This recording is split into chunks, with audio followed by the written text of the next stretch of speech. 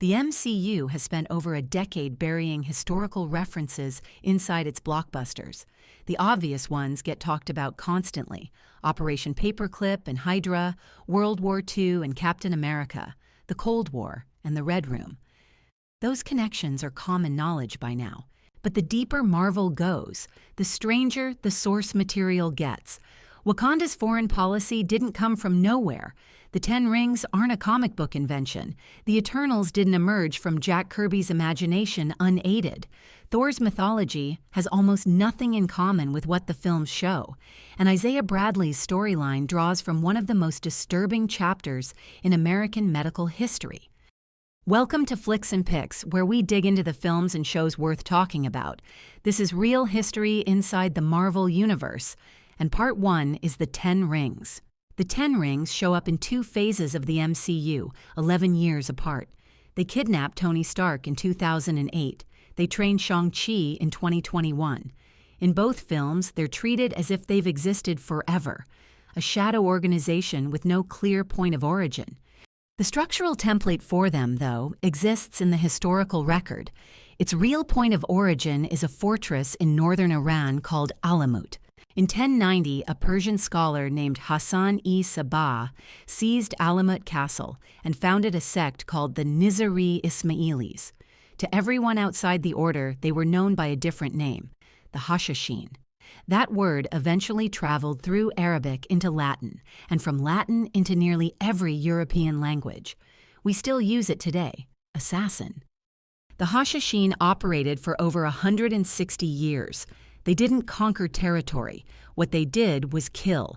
A single fidei dispatched from a hidden mountain stronghold could topple an entire political faction. Now look at the 10 rings under Wenwu, a leader of indeterminate age, ruling from a hidden compound. Followers trained from childhood in psychological discipline and martial precision. A reach that extends across centuries and continents without ever fielding a standing army. The structural overlap with the Nizari Ismailis is hard to ignore. There's a documented Mongol layer too. In the original Marvel comics, the Mandarin was described as a descendant of Genghis Khan. That lineage placed the character squarely inside the historical region where the Hashashin and the Mongol Empire actually collided. The Mongols, under Hulagu Khan, destroyed the Alamut stronghold in 1256 and burned its library. The 10 rings in their MCU framing occupy almost exactly that overlapping geography.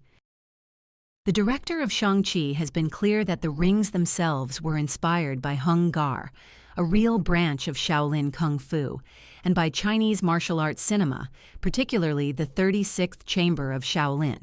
So the design is Chinese, the comic lineage is Mongol, and the operational shape, a secretive order with a 1,000-year reach, maps cleanly onto one specific Persian sect that the Mongols themselves once erased. The 10 rings aren't pure invention.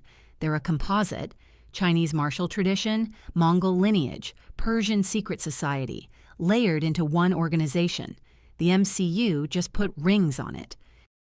In part 2, we're going thousands of years deeper, past the empires, past the pyramids, past the first written word, to uncover the real history behind the Eternals, the myths, the gods, the ancient civilizations Marvel pulled from to build them.